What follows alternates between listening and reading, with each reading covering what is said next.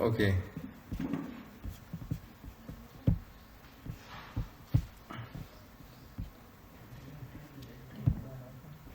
Okay.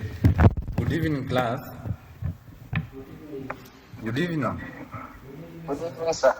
Okay, so today I'm going to take you through a presentation on programming. And first, we are going to look at the introduction. Here, we look at the importance of programming in today's digital age. Let me just read what's on the screen. Programming is the backbone of our digital world, powering everything from websites and mobile apps to complex systems like artificial intelligence and robotics. So the objective of this presentation is, by the end of the presentation, you will have a clear understanding of what programming is, its significance and key concepts, and resources for learning. Before we look at what's the meaning of programming, does anybody know what the meaning or the definition of programming is? Just anybody? Hello? Programming is the writing of a sequence of instructions which will depend on what to do. Okay. Thank you for that. Thank you for that definition. Let me take you through the definitions. We first say, computer programming is defined as the process of creating instructions for computers to execute. Computer programming is the art of writing a sequence of instructions or code that computers can understand and follow to perform specific tasks. We will now look at how programming languages serve as the bridge between humans and machines. To communicate with computers, we use programming languages such as Python, Java, and C++. These languages provide a set of rules and syntax to write code that computers can interpret. Now we'll go to the benefits of learning programming skills. The first benefit is that learning programming opens up a world of opportunities. It enhances problem-solving abilities, logical thinking, and creativity. The versatility of programming knowledge in various industries. Programming skills are in demand across industries, including software development, data analysis, cybersecurity, finance, healthcare, and many more. I also want to emphasize the growing demand for programmers in the job market. The demand for skilled programmers is continuously increasing, with numerous job opportunities, competitive salaries, which are available. We look at the next topic, which is the key concepts in programming. Here, these are the fundamental concepts in programming. The first is variable. Variables are like containers that hold different types of data. For example, in Python, you can divide a variable age and assign it a value like 25. We look at the next concept, which is control structures, which are loops and conditional statements. Control structures allows us to make decisions and control the flow of our program. For instance, an if-else statement can be used to execute different blocks of code based on a condition. The next concept is the functions and methods. Functions and methods are reusable blocks of code that perform specific tasks. They help in organizing our code and making it more modular and maintainable. The next thing which I want to look at is the programming paradigms. A programming paradigm is a way of approaching the process of programming. It provides a set of principles, concepts, and techniques that guides developers in solving problems and designing software. Different programming paradigms have different approaches to organizing code, managing data, and controlling the program flow. Now we are going to look at the different types of the programming paradigms. The first programming paradigm is the procedural programming paradigm. Procedural programming focuses on writing procedures or functions that are executed in a sequential manner. C and Pascal are examples of procedural programming languages. The next programming paradigm is the object-oriented paradigm. OOP organizes code around objects and encapsulates data and behavior. Java and C++ are popular examples of OOP languages. Third paradigm is the functional programming.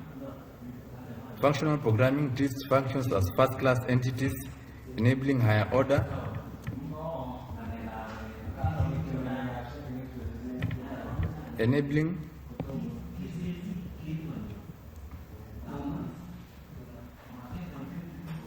Hello, can you give me just a minute? There's something that happened here. Just a minute. Let me repeat the functional programming paradigm. The functional programming paradigm treats functions as first-class entities, enabling higher-order functions and emphasizing immutability and pure functions. Languages like Haskell and Lisp follow this paradigm.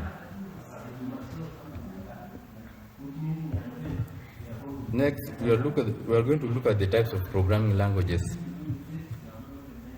The first type of programming languages is Python. Python is a versatile high-level language known for its simplicity and readability. It is widely used in web development, scientific computing, data analysis, artificial intelligence, and automation. The next type of programming languages is JavaScript. Another one is Java. Java, which is a general purpose language known for its write once and run anywhere principle. The next programming languages is C++. And the last type of programming language is C#. There are many types of programming languages, but here are just a few that I've just listed. We are going now to look at the tools and development environments for which you can use to write the codes. And popular programming tools and IDEs. An IDE just means they're an integrated development environment. IDEs provide comprehensive environment, including code editors, compilers, and debugging tools. Examples of these IDEs are the Visual Studio, Atom, and Sublime Text, and the C++ in Pascal. Now, next, we are going to look at the software development lifecycle. The SDLC consists of several phases that guide the software development process from start to finish. The first step is the requirement and gathering phase. In this phase, developers work with stakeholders to understand and document the project's requirements. The next step in the SDLC, in the software development lifecycle, is the design and planning. Here, developers create the system architecture, they design the databases and plan the implementation strategy. The next step is the implementation and coding. The actual coding takes place in this phase, where developers write code according to the design and specifications. And second last stage is the testing and debugging phase. Here, the code is thoroughly tested to identify and fix any errors or bugs. And the last phase in the software development lifecycle is the deployment and maintenance. The final product is deployed to production, and the ongoing maintenance and updates are performed as needed. Now, we are going to look at the next slide. I'm going to look at the roles of programmers. Computer programmers are those who write computer software. Their jobs usually involve prototyping, coding, debugging, documentation, integration, maintenance, requirement analysis, software architecture, software testing, and software specifications. And then here are the best programming practices. Essential programming best practices for writing clean, efficient, and maintainable code. And the first practice is the best code documentation and comments. Documenting code helps other developers understand its purpose and functionality. Comments provide additional context. The next practice is the naming conventions. Using clear and meaningful names for variables, functions, and classes improve code readability. The next practice is the code reusability and modularity. Writing reusable code saves time and effort.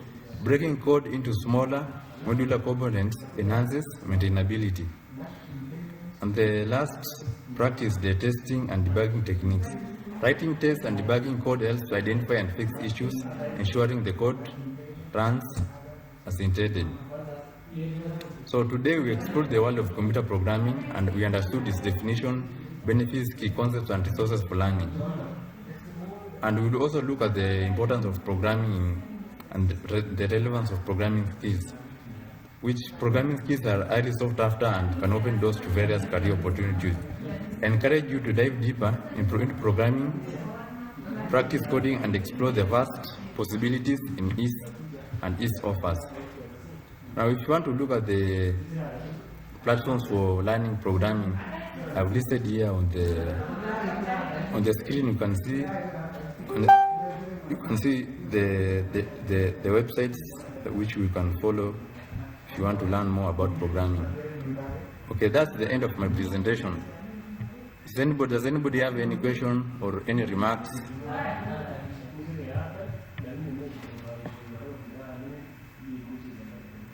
Anybody, any remarks before I end the lesson? Hello? We are good time. Okay, thank you. Okay, goodbye. Have a good evening.